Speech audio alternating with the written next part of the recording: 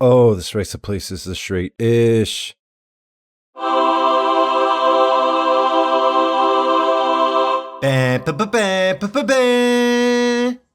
And while I relax, I present to no one the next episode. Too short a season. We start with Picard dropping his log. They've been sent to Persephone 5 to confer with one Admiral Mark Jameson. I used to confer with Jameson myself before getting launched into space. This Jameson, though, is a stuffy old admiral that honestly already looks dead. That's not the skin of the living. Picard plays a recorded transmission from Karnas, the governor of Mordan 4. A group of dissidents have taken Federation Ambassador Hawkins and his staff hostage. As for their demands, the reason they're doing this, they demand a Federation negotiator, and they're happy to wait up to 6 days for one to get there. But no longer, or a hostage gets it. Karnas says only Jameson can do it. Even though he's so old and droopy, it looks like he has to constantly stop his face from trying to eat itself. Picard pokes further holes in the Swiss cheese we're calling this plot by saying Mordan 4 just ended a 40-year civil war, and Karnas was instrumental in ending it. So why can't he solve this seemingly simple matter of hostage negotiation with some odd radicals on his own world? Unless it's a trap. Jameson says 45 years ago, when he was only 200 years old, he negotiated a hostage situation on Mordan 4, and Karnas thinks he can do it again. Look, whatever, I don't care anymore, just start the episode so we can get this over with. No one is expecting anything from this one already. Look at this clown's makeup, for Christ's sake. The Admiral beams over with his wife, Anne. But more importantly, he beams over with the world's worst wheelchair ever made. This is made for crippled and elderly people who often have a hard enough time moving slow as fuck, getting in and out of things, and you're gonna make them climb in and out? I appreciate that it likely opens somehow, but that's still another step between this man and his barely functioning bladder when time is of the essence, people. What was I talking about? Oh yeah. The fake old guy says he controls the away team. Picard runs the ship, but he runs the mission. Epic titles. And back to the bridge. Why does his hover-round have wood paneling like a station wagon? Geordi says they have a message from Karnas, but unlike the recorded one earlier, this is actually a two-way call. Karnas says he'll talk to the captain, even though his god idol he's been fanboying for is right there looking like some Jim Henson reject, which is hand-waved with Karnas stabbing that time had not been kind. Is the top of this guy's chair from the Ligonian Thunderdome props? And what's up with this gun collection? This guy has impeccable choice in Zoom meeting background choices if you want to seem sus. Oh look, Troy's back. I guess she was on vacation. She ultimately serves the same purpose as the Gunwale, by telling us he's sus. Useless ass character, at least in the first season. The first season does have those awesome 80 TV music stings on synth keys though. Love it. In the observation lounge, the crew and Admiral Soggyface try to figure out what the dissidents could want and why Karnas wants Jameson. Maybe he doesn't like Admiral Johnny Walker or Colonel Jim Beam. All jokes aside, they just talk and guess a lot, figuring out literally nothing. With that scene wasted, Admiral Plato goes to his wife. He has an episode that seems to manifest as a headache, then working its way throughout the body before finally passing. It worries his wife, but he plays it off. She says don't lie to her, and he does. And they hug tenderly after he lied to her face when she begged him not to. I'm starting to like this guy. He also lied to Crusher about his medical records. She exposits Admiral Scooby-Doo villain suffered from some debilitating physical disease called Iverson's. 'Cause being 85 in this day and age just isn't enough to explain him needing space roids. Spoiler. Admiral Leatherface walks around in front of everyone when invited to helm the ship. He hand-waves it as a new therapy he'd been doing, but Crusher insists there's no cure or treatment for Iverson's that can facilitate any kind of recovery. The Admiral also has a hard-on for commanding a ship again. Down with his wife again, he walks in front of her and gets handsy with her, causing her to remark on how much better he looks. In fact, she wants to know what's going on, 'cause he looks like he's 65 again. He collapses in another fit, and his wife calls sickbay. After tests, Crusher finds some odd chemicals in the Admiral's blood and tissue samples. She doesn't know what it is or what it's doing, and says she needs to run more tests. Her character is literally a 3-step process of discover problem, spend episode saying she doesn't know, finds answer last minute. Apparently she does know the chemicals have cured his incurable Allen Iverson's disease. Picard and Crusher have this obvious sexual tension, but it's cute. He'll order her to do something all serious, then break rank and be sweet to her. I'm sure this will continue to be a plot point throughout the fuck it, who cares. Picard goes to see Jameson, who looks not a day over a rubber 50. He's walking with such vitality and purpose. His swagger and ego are exaggerated and pompous.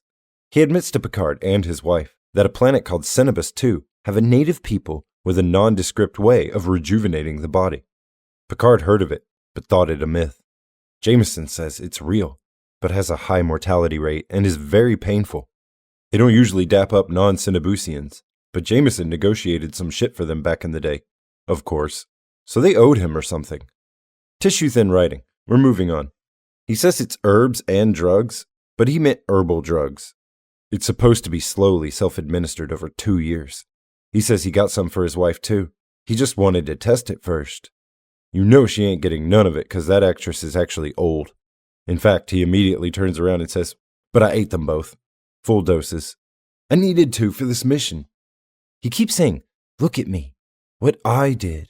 What I mean to people. They owe me. I'm fitter than you, Picard. Me. His wife calls him out on this also, asking if he ever thought about her at all. At least he looks more like Holiday Special Hamill here and less I'm wearing the face of my victims. This guy really has the vibe of an 80s villain. Now he's just creeping in the dark for no reason and calling Karnas to ask who's behind all this. Karnas says it's just some guys that think the feds won't back him as governor anymore if they rouse enough rabble, and then waxes that 45 years later, and Jameson is back, like the interim never happened. Jameson flips out. "You're still holding a grudge about then. There are no dissidents, and you're holding the hostages." And Karnas responds, "Yep. So what? You'll still come, or they'll die." No, don't come back to me. I'm seriously not doing shit this time. When we come back, the Admiral wants to speed up from Warp 4 to 8 to catch Karnas off guard, and also announces his intention of leading the away team to rescue the hostages personally, continuing to draw concern and ire from the captain and crew. Am I just now noticing the colored split boot seam on the officer's pants here, or is it the first time they're doing it?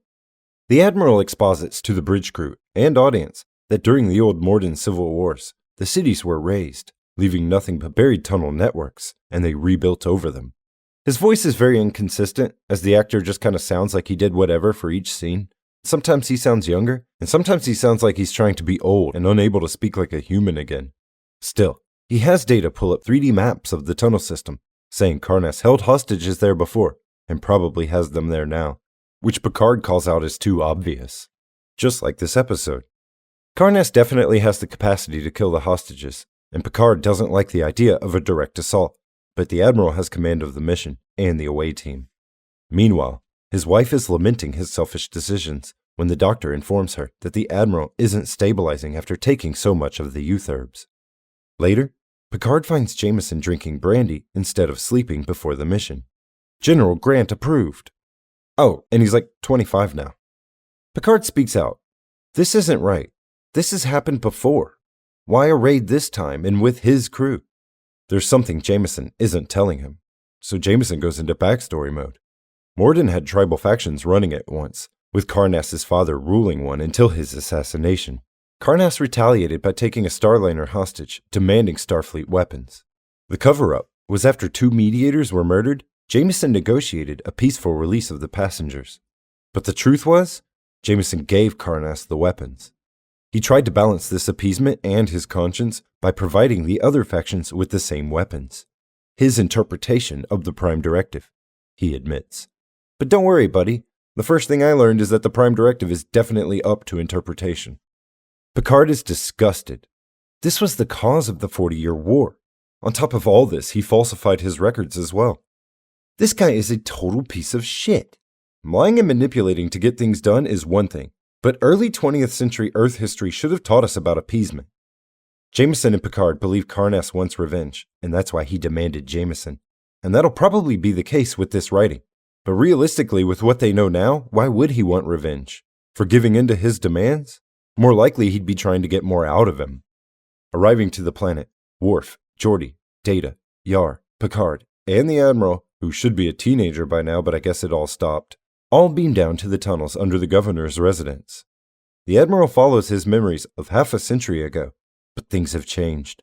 Corridors were filled in. They phasered through a recently added steel wall, and you can see the pyro seam before it's burned. Hope no hostages were on the other side getting sliced. What is on the other side is an ambush. I do like that the soldiers seem to have 21st century clothing and gear, but 24th century weapons. Attention to detail is nice. Worf saves the Admiral, who starts having a medical emergency from the herbs. They all beam away, and Picard is hailed by Karnas, demanding Jameson. Sick or well, they have 10 minutes to beam him down. Picard is called to sickbay, and again, I have to point out the camera work of the first season is top-notch. Regardless, in sickbay, Benjamin Button wants to be taken to Karnas. The raid failed, and all he has to bargain with now is himself to save the hostages. They have 5 minutes before a hostage is killed, with another every 15 minutes after. Crusher Picard and Admiral McClellan beam down, but Karnas doesn't believe the young man before him is Admiral Pendleton. Picard explains that Admiral Glenfiddich is the writhing teen before him. Karnas explains that he's angry that Jameson gave everyone weapons, and not just him. He could have taken over this world without 40 years of war. No, Jameson fucked up when he gave any of y'all weapons, instead of using his to just overpower you and take the hostages American style. Fuck your demands. We don't negotiate with terrorists. Carpet bomb the whole planet and sort it out later. Picard calls Karnas out on his bullshit. He had the weapons, but he didn't have to use them. He could have tried to talk for peace long ago. He chose to fight. Karnas never wanted peace. He always wanted revenge. The Admiral's wife beams down to say goodbye to her husband, and she says she loves him, and he dies in her arms. Karnas frees the hostages. The Admiral was buried on Mordan for some reason, and Picard gets poetic about mortality. Warp away, roll credits. It's a slow episode with good intentions written by people who don't understand history. It's alright. A perfect encapsulation of the first season in a single episode. Real time. Too Short a Season, originally airing on February 8, 1988, delves into themes of age, regret, and the consequences of one's actions through the character of Admiral Mark insert whiskey pun here, who takes an experimental anti-aging drug to carry out a mission. The episode was conceived to explore the moral complexities and burdens of command decisions, a recurring theme in Star Trek. The original story was written by Michael McKillian and D.C. Fontana, with the teleplay credited to McKillian. D.C. Fontana, a veteran writer from the original Star Trek series, was known for her ability to interweave complex character studies with science fiction narratives. McKillian's involvement brought fresh ideas to the show, aligning well with the new direction TNG was taking. Clayton Rohner was cast as Admiral Mark Jameson. Rohner faced the significant challenge of portraying an aging, physically deteriorating character and then transitioning to more and more youthful versions of the same character, and his performance required extensive makeup and prosthetics. Marsha Hunt played Anne Jameson, Mark's wife. Hunt was an experienced actress whose portrayal added depth to the episode, highlighting the emotional consequences of Mark's decisions on his personal life. Michael Westmore, the head of makeup department, faced the complex task of aging and then de-aging Rohner. The initial aging makeup was extensive, involving hours of application to create the look of an elderly man. Special effects for the episode were relatively minimal compared to other episodes, focusing instead on practical effects to support the makeup transformations. The episode was directed by Rob Bowman, who had a significant role in shaping the visual and narrative style of the first season. Bowman's direction focused on the personal and psychological aspects of the story, using close-ups and intimate scenes to emphasize the internal struggles of Admiral Jameson and his interactions with his wife and the crew of the Enterprise. The sets for the episode were standard for the series, with the majority of the episode taking place on the USS Enterprise D, and in a few other constructed sets representing the planet Mordan 4. Too Short a Season received mixed reviews upon its initial airing. Some critics and fans praised the episode for its ambitious storytelling and strong performances, particularly Marsha Hunt. However, others felt that the episode's pacing was slow, and that the plot was somewhat predictable. Overall, the episode is more often appreciated for its exploration of ethical dilemmas, and its themes of responsibility and the human condition. The character of Admiral Jameson serves as a cautionary tale about the costs of trying to undo past mistakes without considering the present consequences. Side note, the tight shooting schedule meant long hours on set, which was beginning to foster a sense of camaraderie among the cast and crew. Patrick Stewart, who played Captain Picard, often led impromptu Shakespeare readings between takes, contributing to the positive atmosphere on set. Too Short a Season remains a notable episode for its thematic depth and strong character focus. Despite initial mixed reviews, it's found its place as a thought-provoking piece of Trek canon. Where are you going? What? I thought anything goes here. Prude? Man, this is my favorite planet.